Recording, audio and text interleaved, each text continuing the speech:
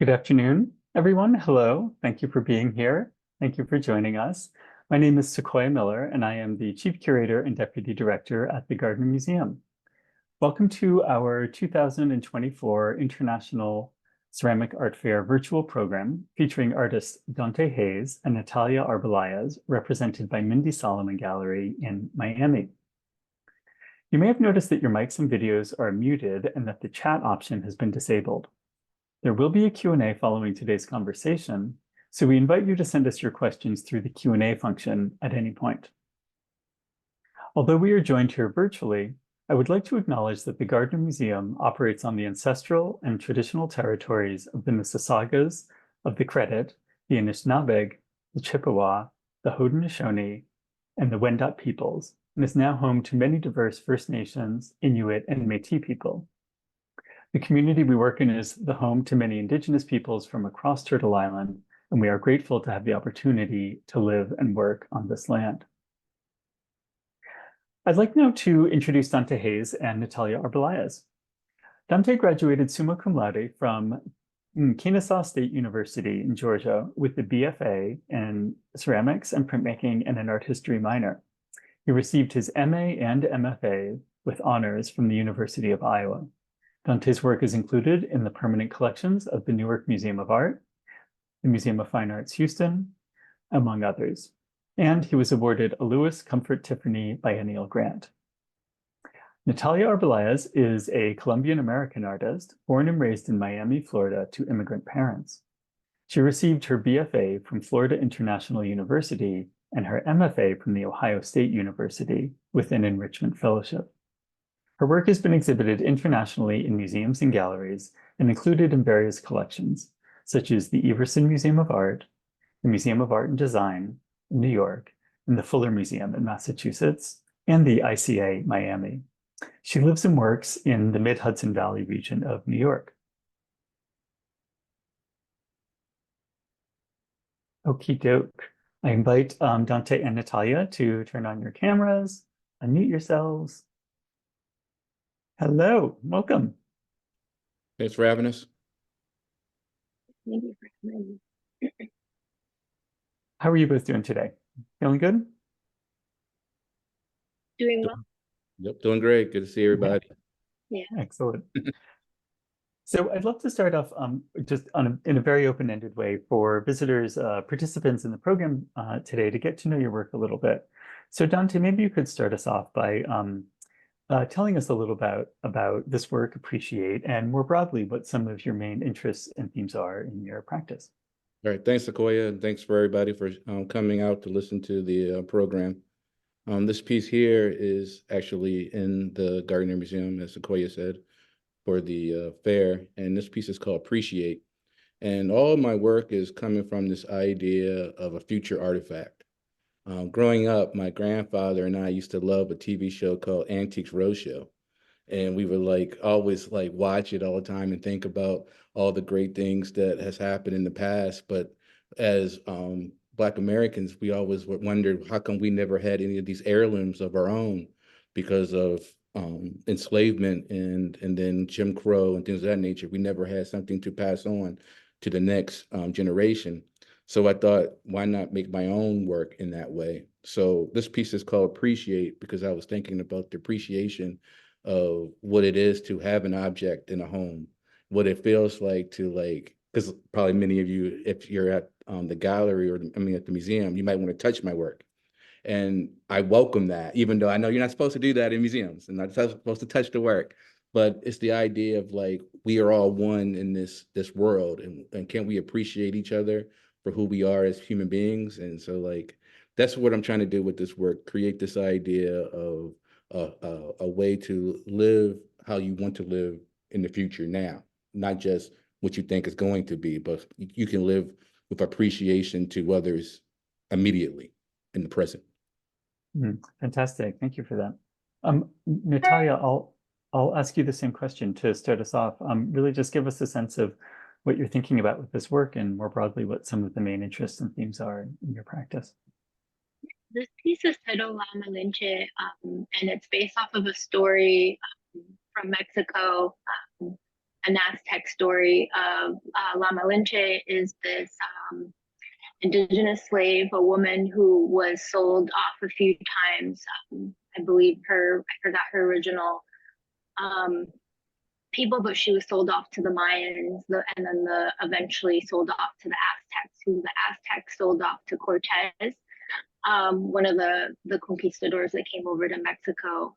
And the story is that she started a family with Cortez, and she's the kind of right hand person for Cortez, and she takes a lot of the blame in Mexico for being the trader who allowed the Spanish to come over and conquer. But it's more of a polarizing story, and her being a slave and kind of being a survivor. So this piece is to talk about her journey and the kind of power she's given, but also taken away because she's seen as a traitor. But how she navigated and all the languages she spoke, and how she helped to conquer. So she's taken on a lot of this kind of this baggage or this weight through her story. So this series was part of La Warmi, La Mujer, La Lady, a series of women's stories of Latin America.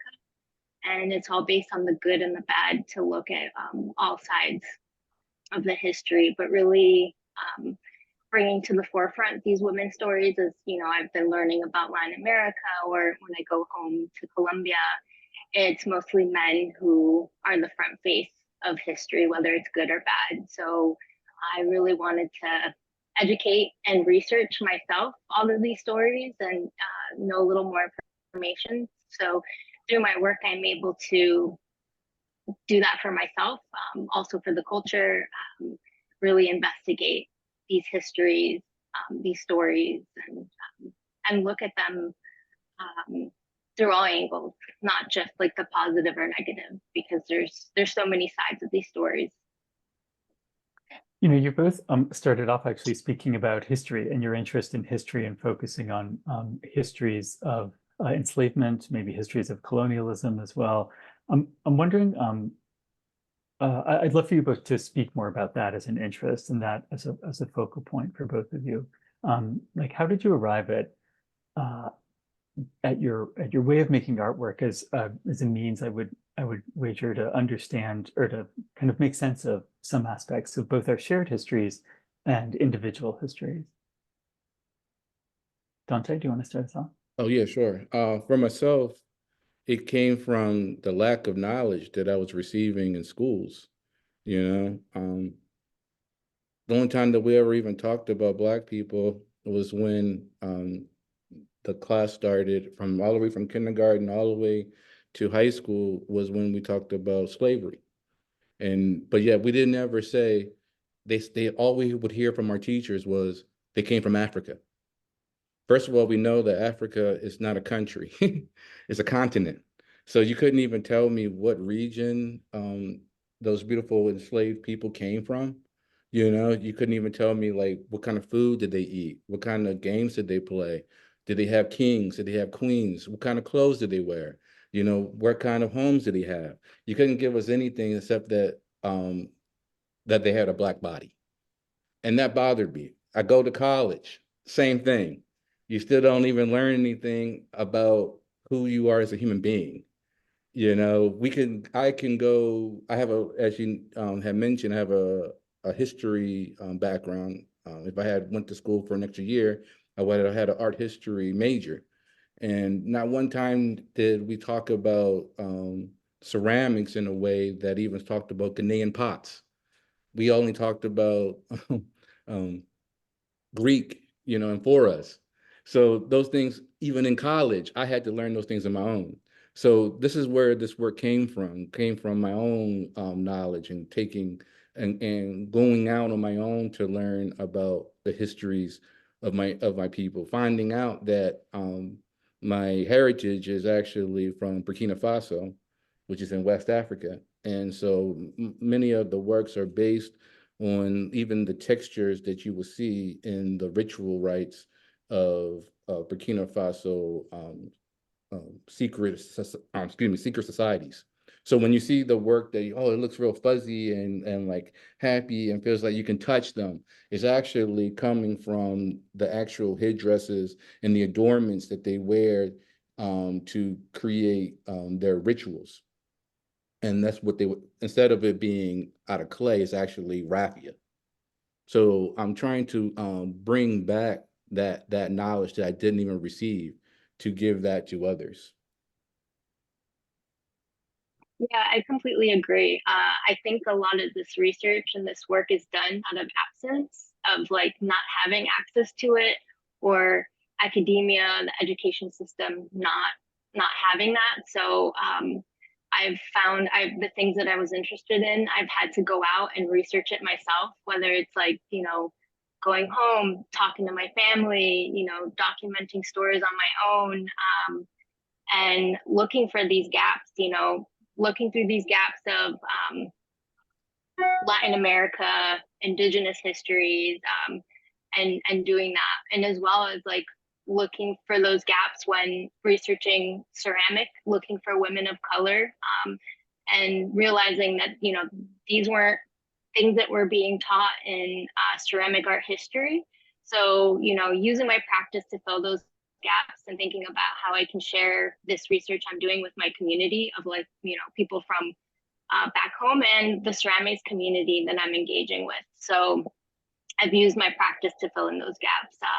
And I think that's because I'm not getting that through Western and American culture, but also, I was born in the United States. I moved back home like 2 months old and came to America at 4. So I came here and I had to assimilate, but back then assimilation almost meant separation, where you had to look forward and you couldn't look back. So things were severed, like my language was lost, and it was almost like you couldn't know these other things if you wanted to be American. And being a young person, having to finally realize like the wrong in that and actively seek out my Latinx culture.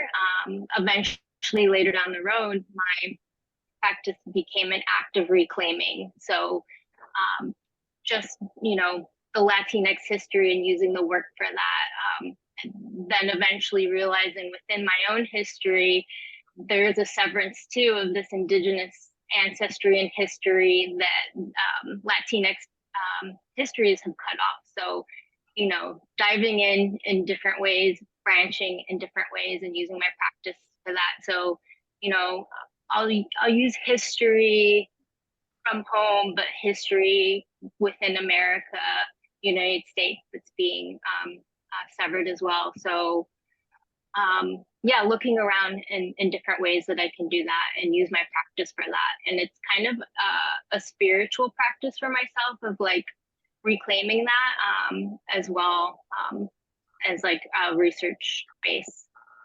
Yeah, I just want to piggyback on that as well. I see my work as a spiritual thing as well, because the power in knowing who you are is something that you can never take that from you, even though it was tried to be taken from us. So the power that now that is given through, Natalia's work and myself, I feel like is an opportunity for those, not just in our own communities, but outside communities, to understand that there's so much that we don't know, that we're told, and then it's like, that's it. And then you keep it moving, like this is how it is and this is how it's going to be. But there are so many things that we're missing. And I think that's the power of why I love working in clay. My background before, I didn't even start working in clay until 2015. And my background was working in printmaking. And so I see these works as like an extension of printmaking too, because it's like my memory is imprinted onto this clay. And so, and that's the reason why this body of work was so important, that I didn't glaze it, because I felt like that was taking away from the power of what humanity has always had, was this mud, that we can bring that back. That's how we know society is through clay, and a lot of people always think that, oh, your work is also textiles, which it is, because the very first pot was created through the of an alignment of clay inside a basket. So that basket actually like burned up next to, a fire. And when they found that what was left was ceramic, they were like, oh, we can make bowls out of these. We don't have to just use textiles and fabric or weave to have baskets. We can actually have clay. So I think this is a powerful message to cultivate. Like, I feel like this is a work that I'm cultivating my own knowledge and then giving it to someone freely, not in hate, but in love, even though we didn't receive that same love. That shows you how much power clay can bring. That's a really beautiful point. Coming to this with love, actually, and with the sharing aspect of love. Thanks for bringing that in. I think I'm also thinking about this question of the spiritual basis of both of your work and thinking about the absences of history. And I guess I'm wondering about sort of knowability, and are there limits to knowability, and are there limits to sort of understanding or perception? I guess, say, looking at this work in particular, it feels like that there's a certain kind of obscurity to it in a way. There's a certain kind of unknowability, like you can't sort of analyze this to figure it out, that there's a way that you have to, you know, bridge the absences of history and bridge the kind of trust that one has to have in spirituality to come to this work. Yeah, the work, like I said, it's coming a lot from the Boa people, BWA, in Burkina Faso, and a lot of their rituals is all about, going up to the mountain on your own and then coming down and teaching that to the community. And I saw that as an idea to like make work that is mysterious, because we're living in this world as individuals, and it is a mystery how we navigate the world. We're all different human beings, but people will want to put you in certain categories. And I want my work to be no category. It is what it is. It's going to be here regardless you like it or not. And that's how powerful I want something that is maybe a small piece or something large. It's always going to be monumental, because it's always thinking about the foundation first. And if you have a foundation, a spiritual foundation, you're not going to be hookered into things that are not well intended. You will be able to see through things that are not good for you or not good for the community. And I want that for the work. I want it to be a slow read. I don't want this to be an Instagram read that, oh, immediately I know what you're making. This is great. Next piece. No, the work looks like you have to journey. There's a journey to this work. Just like the journey of me making this piece took all my life, to create this piece, because of all the things that I went through in my life. It didn't just make it in 16 hours and I was done.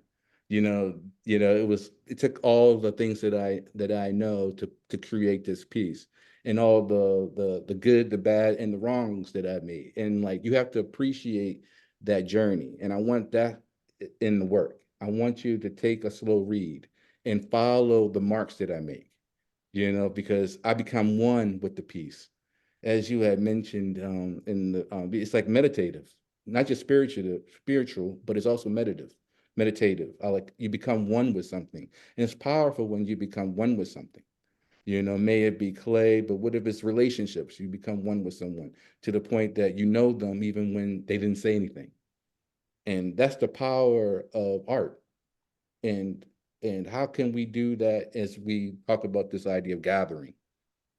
The concept that you created for this fair, it made me really think about how my work is a way to first get your foundation so you can gather. You can't gather just to gather. You have to have a purpose. Mhm. And that's what I'm trying to do with the work as well, have a purpose. So many great thoughts to respond to, Natalia. Where do you want to take it? Yeah, I feel like we kind of work similarly. Like the act of making is a meditative process. I could say that for sure for a few of my pieces. You can even see the rhythmic act of making is really similar. Maybe the bottom a little bit, or my mark making is very meditative. Coiling is very meditative for me. It's a process of repetition. It's almost like praying on the beads, the act of doing something over and over. So like that's where the work can meet that kind of spiritual practice. Also, the fact that I'm looking at so many pre-Columbian ceramics from the Andes that is all, based for rituals or, sacred objects. The objects that I've been able to have access to are mostly like ritual and burial objects, because that is what's left, because the Spanish destroyed most of everything else, or Colombia was really rich in gold, so melted all that down and turned all of those objects into actual other religious iconography for the Spanish, mostly making saints out of them. So I touch base on different ways of this spirituality.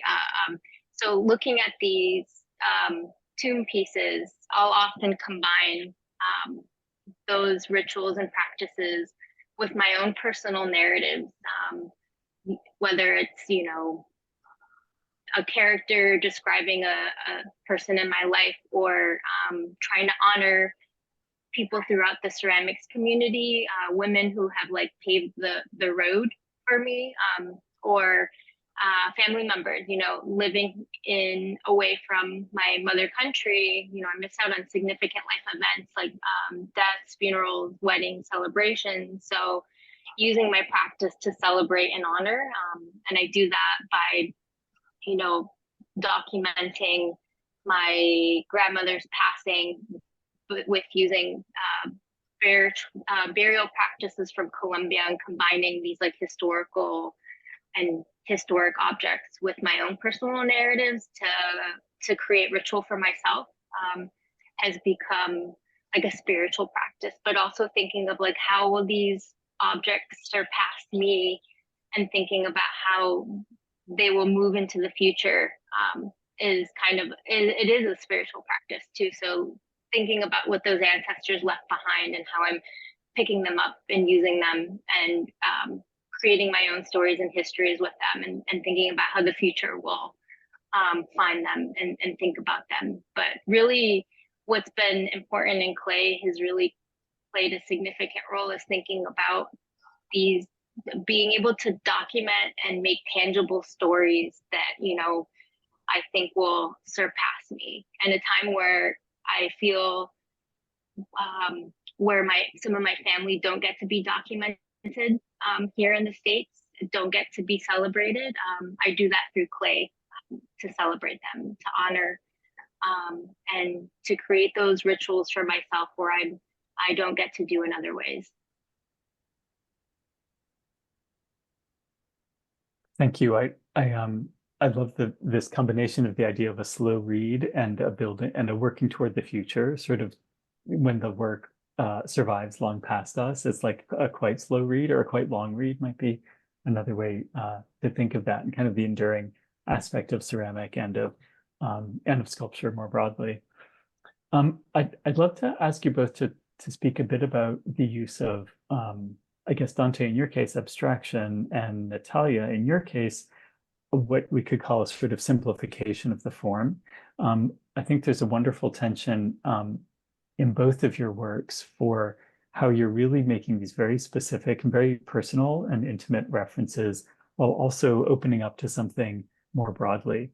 So I'm curious if you could both speak to this question of how, within we could say storytelling, to use your word, Natalia, within the storytelling that you're performing in the work, how you think about this question of specificity and reference relative to abstraction and a sort of generalized human figure.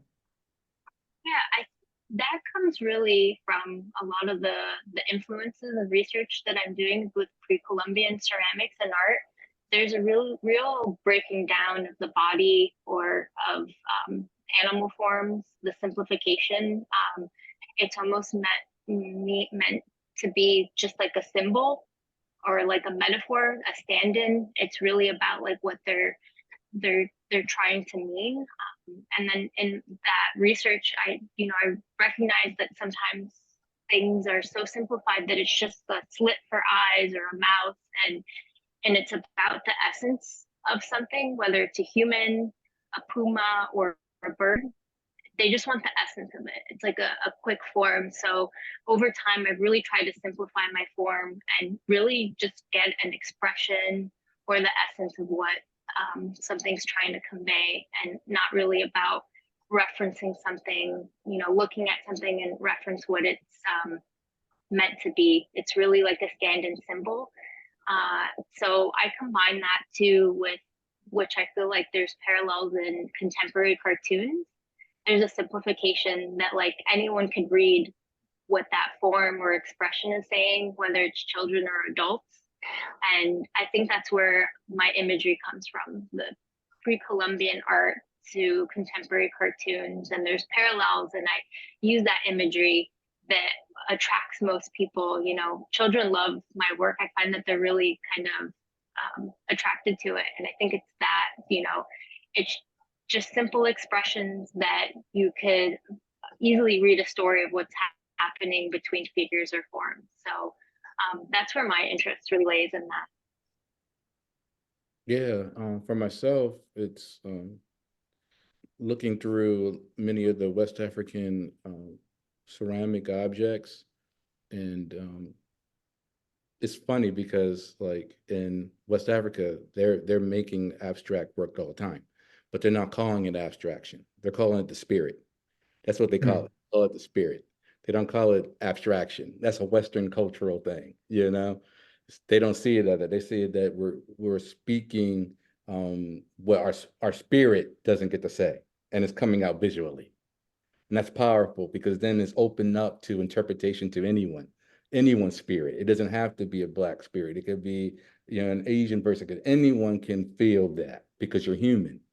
And that's the reason why it automatically makes you want to touch, makes you want to come to it.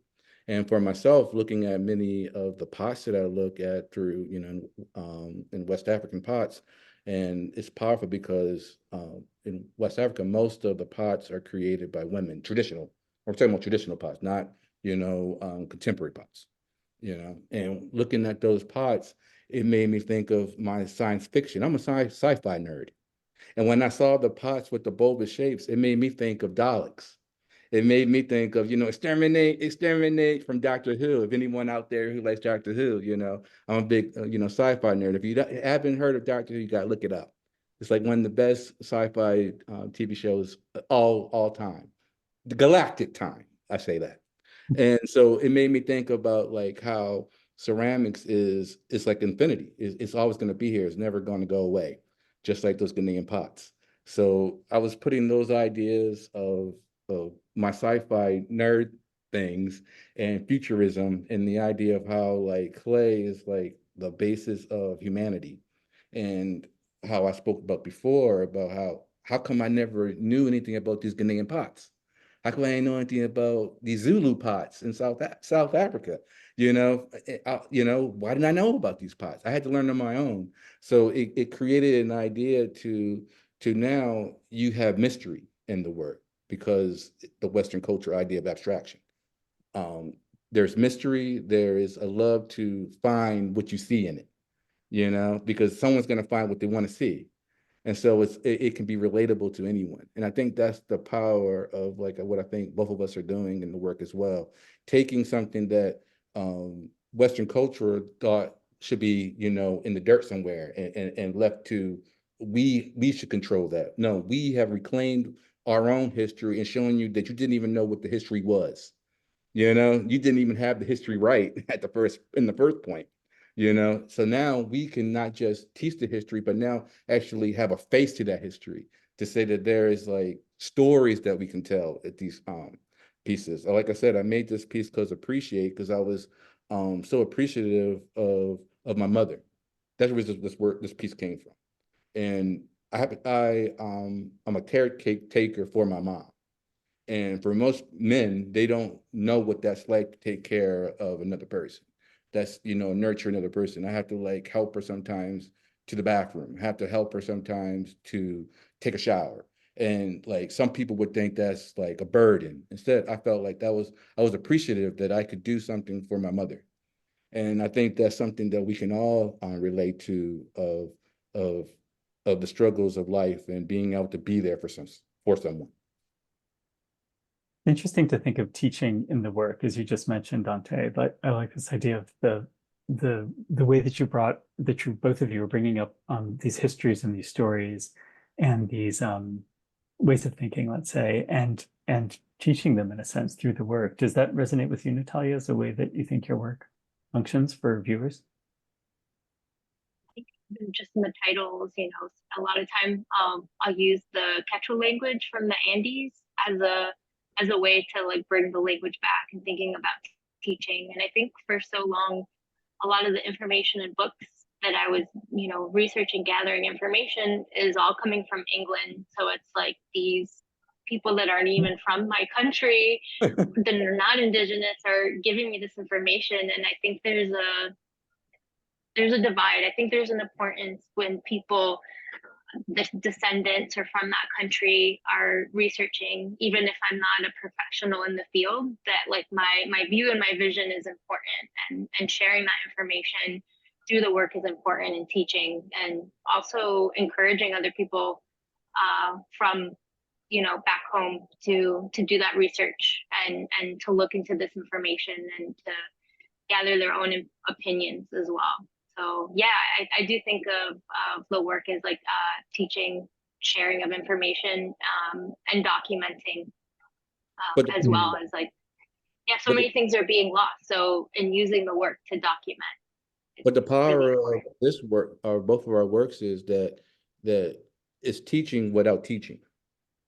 It's a way of, if you love sci-fi, if you love Saturday morning cartoons, if you love, Adventure Time, if you love Star Wars, if you love Doctor Who, you have a way of getting in. You don't have to just be someone who loves history. You don't have to be someone who just loves art. There's so many avenues that this work can, have someone that is interested in that. And then they go on their own and learn on their own. And then they bring that to their communities, which is the power that, look how one piece can make 10 other people be interested and want to know on their own. And then that is another thing about gathering, because then even I don't even know that they're doing it. There's so many people who are growing from just looking at the work. Yeah, I find it really important that my work, helps people get agency and authority to like do things on their own, and to not feel like they have to be a historian or a curator, or have this label to be their own researcher, or just love that we like Adventure Time and Star Wars. Yeah, I mean, yeah. I love that you've talked about cartoons and about sci-fi, and in a way I think that very much places your work like in the present in a sense. So you're so like historically aware and informed and engaged, but you're absolutely responding in the moment and now, right? Yeah, I mean that's the point of living. We should be the eyes and ears and the heart of what's going on now. And also because what's going on now, we are able to create that better future that we're talking about here. But it's starting now. We're not waiting 20 years from now. We're doing it now. Yeah, for me. I was going to start. For me, it's some of those pop culture references, and the now is like describing me, and my identity as well, even though someone might think, oh, you're just describing cartoons, that's kind of lowbrow or not as important as like this other information you're referencing from your home country, the sacred pre-Columbian histories you're looking at. But also that Saturday morning cartoons is a part of identity of living in the States and being an American. And those pop culture references are kind of who make me in contemporary time. So I like to pair them to describe like a well-rounded of like what makes me and my identity through all of these different facets. And it doesn't matter that some could be considered high or lowbrow. They all matter in different ways. Thank you for that. I want to ask you both about, to speak a little bit more about research. You've both spoken about how that's sort of central to your work. And I'm curious how you do it and how it works for you and how you balance research and making. Okay, I go for myself. Well, first of all, I went to the University of Iowa because of one, Elizabeth Catlett went there.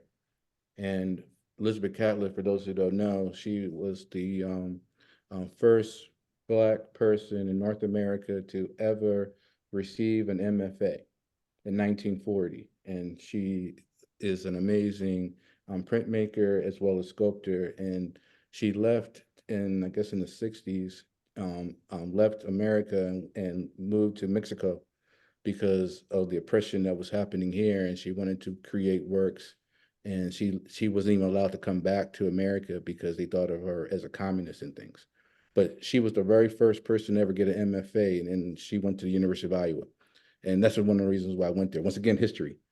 I know my history, you know. And the second reason why I went there is because, which is odd and a lot of things, you know, it's problematic with it, is that it was like one of the #1 places in North America of African objects, and specifically of Burkina Faso. And so it was for me to be able to like touch those objects every day for 3 straight years and be one with those objects, with my ancestors for 3 straight years, and learn and study those on my own. Next year, either 2025 or 2026, I will be able to actually go to Nigeria and Ghana and do my own research personally, not just from reading books or going to someone telling me what this says, you know? So a lot of the studies that I get, I actually go online and go and listen to the art historians actually in Nigeria, in Ghana, not just the ones in America that have researched and went to maybe Burkina Faso and watch the women create their ceramic pots. You know, it's also that's great and all, but it's also good because that's like almost like you know, watching and not knowing. You know, I want to be I want to be also taught from those who already live there and hear what they're saying. So then I can have both sides of it, because both sides, when you hear both, then you know in the middle there's some truth to both. You know, but it's just like you just can't listen to the good and the bad. You have to listen to everything. And so that's how I even first start with my research in that. And then second, creating the work, I may only create like physical objects maybe 3 months out of the year. Most of the time it's me writing, reading, watching good TV, watching bad TV, cooking on the grill, which I will be after this. I love cooking, writing recipes. That was a part of growing up with my grandparents teaching us recipes. And I see like, just like in clay, there's a recipe to make my clay that I create, you know, like this is a recipe for the clay bodies that I make in each of my works. So all those things play a part in creating the research to make something that you see, but it could have been 9 months of the year. All I was doing was research, not making in the studio. Wow, interesting. My research can look so many different ways, from, you know, actually visiting collections and interacting with like pre-Columbian objects from, you know, public collections to private collections, getting more of an intimate look, to reading books and researching online, to watching cartoons with my son at home. I consider that research. It's like spending time with him and watching contemporary cartoons, to sitting down with my family and storytelling and documenting their stories and having them tell me the same story over and over, because I'm documenting and writing it down and recognizing how stories change over time. There's like details added and subtracted. So really recognizing that research can look many different ways, and that is research, talking to visiting the collection, so that research can look so many different ways. And I'm open to always and traveling back home to Colombia, and going to visit contemporary living indigenous people and watching their practices. So it could look so many different ways. And I think for so long people have been told that research is you're sitting on your computer or you're at a library, but it looks so many different ways, of like living life to spending time with your family and documenting their stories and their histories. It's interesting how much goes into your making that's not, in the studio, actually, that it's all these other aspects of your lives and your thinking and your work, and how so much of your practice is tying all of these elements together. How can you make art if you're not authentic living? Mm. That's how I see it. I like to live my life. I like to be around people and then like create the work. I think that's also another Western cultural idea that you have to be in the studio every day. I was told that in schools, like you have to be in this, reason why these great artists are in there because they're in the studio every day. I was like, nah, to make my best work is me talking to my grandma, talking to my granddad, cooking on the grill, and laughing and making jokes about each other and and that's how we created stories, because, because of enslavement, many of our stories were never written because, it was all through oral and the beat of the drum. So I love music, so I create work, listening to music as well. And I feel like I collect records, so that's also a part of my research as well. Mm. You've spoken, Donté, briefly about your choice to use clay, and in particular unglazed clay, like on a work like this, to really emphasize the connection of humans to this material. Natalia, could you speak a little bit about your choice of material specifically? I often leave large areas of my clay exposed and bare. I find that a lot of the material takes on metaphors for many things, and I'm interested in the history of like how did we get these materials and where they came from. So that for me is the red clay is a symbol for terracotta, for the Andy land, or South American land. So that I'm often referencing that. And then the glaze that I'm using is called Neolica. It's a historical glaze that the Spanish brought over in 16th century. So that's like a perfect metaphor for colonization. And I'm often referencing my Spanish ancestry with that glaze. And, that glaze was created to hide terracotta. Terracotta has been seen historically as an inferior material. It still is. And, so that took on a metaphor for colonization and Spanish ancestry, where it's still very sought after in Latin America. You really want to be connected to that European and Spanish ancestry when you're hiding this indigenous history and ancestry, but it's still in there down low, below all of those stories that we've been told. So I use that as symbols and metaphors for that, and as well as the gold I'm bringing in. I often pair the gold with the terracotta to reference where those materials are coming from. The Spanish really sought after collecting the gold, and so I also talk about hierarchies of material within my work and hierarchies of ancestry. So I like to pair them together because you're looking at this inferior material paired with gold, but where we do get the gold is from the rivers and the mountains of South America, of Colombia. So I really am trying to describe that both of those materials are beautiful and both of those materials are valuable. And that's why I like to pair them together. And that's really how a lot of the pre-Columbian people from Colombia really viewed the material as well. It was about the symbolism and not the material value. Often a lot of the golden objects would be covered in copper or other metals because it was about the symbolism or the story or aesthetic they were going for, not the value. Great, thank you for that.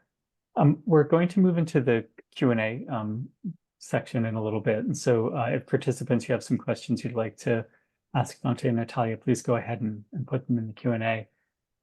Before we do, though, I'd like to ask you one other question around sort of the marketplace, really.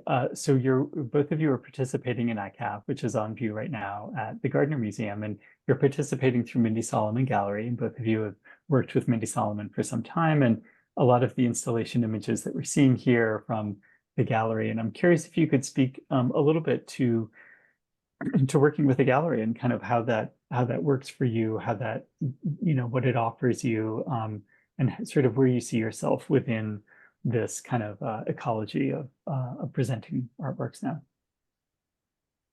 So I was born in Miami, Florida, and I was raised there.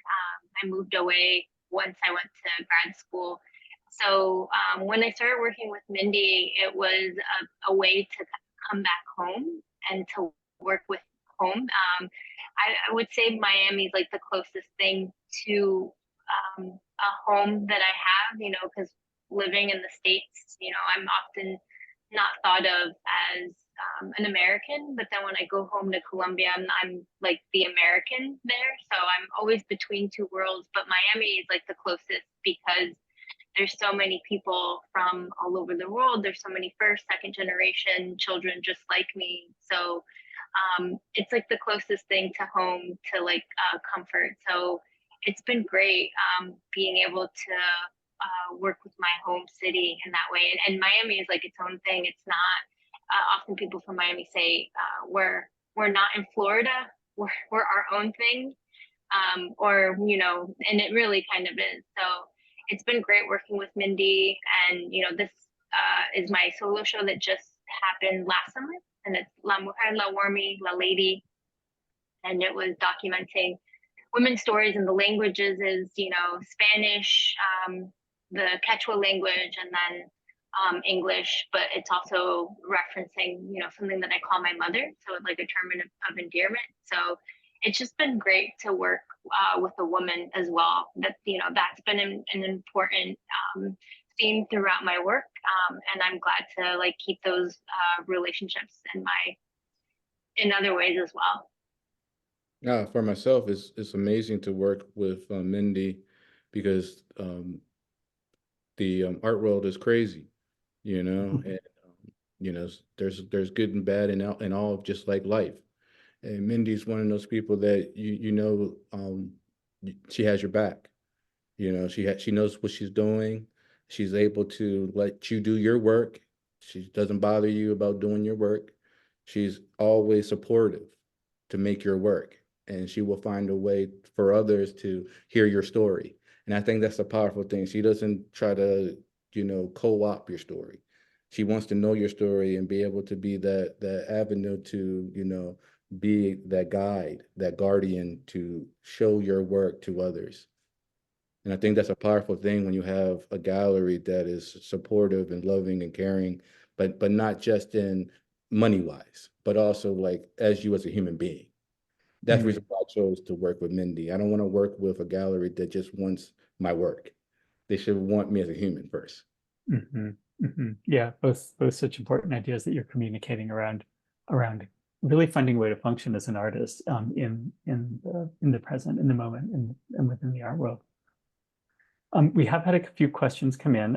Natalia, we would love to hear you reflect on the idea of surrealism in your work and inspiration from writer Gabriel Garcia Marquez and his style of writing.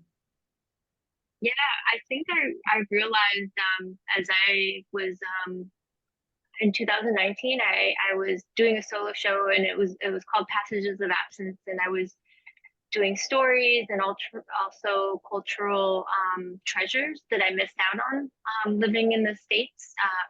And I revisited Gabriel Garcia Marquez's 100 Years of Solitude and reread it. And I recognized what he was doing was it in a surreal way was exactly what I wanted to do in my work. He was taking these Colombian histories, like the banana massacres that happened, but he was pairing it with like personal characters. So often his characters are named and based off of family members, and then he's using these historical moments to bring these stories together. But there's there's giants and there's ghosts, so it's really surreal. It's like it's fictional, but he is touching on those historical moments that did happen. And I was realizing that, oh, that's exactly what I want to do in my work. I want to create these characters that are based off my personal narratives, but using Colombian history and but using cartoon imagery. So that kind of just clicked something, and I was like, this is exactly what I want to do in my work and what he has been doing for so long. Fantastic. Thank you. As a last question, we have one for you, Donté, which is a viewer would love to hear more about your technique and process. And I understand we've had a lot of these questions about how your work is made in the gallery. So if you could speak to your use of a needle tool in particular and kind of how you generate your work. Yeah, great question. For myself, like I was saying, my background comes from printmaking. I used to do prints for hip hop artists. I'm originally from Atlanta, but I live in New Jersey now. And I would do hip hop posters for, Biggie, Tupac, Nas when they would come to the city. And so that's where my background comes from, doing relief cuts and using a needle tool to make prints. So now in 2015, it was my first time ever working in clay. And for me, the needle tool was used in ceramic class was just to line up your pot. That's the only time you were ever allowed to use it. And like my professors are always like, why are you so interested in this needle tool? And I was like, it reminds me of an etching tool, like in printmaking. They're like, oh yeah, we know that you're a printmaker. You're known in Atlanta for doing that. But this is how you use your needle tool. This is how you use it. Make sure you line up your pot. And so I was like, no, I don't want to do it that way. I felt like the needle tool is a way of an extension of my hand of mark making. So I make my forms, and then from there is no coil. It's all smoothed out, but they're all coil built. But I smooth out the coils. So then I don't add any coils on top of the piece. I just take my needle tool and just make one mark at a time. And I make the mark just like I would do an etching on a copper plate. So I'm taking the needle and pulling clay forward, taking clay from inside of the form outward. So it makes the clay almost become like a fabric.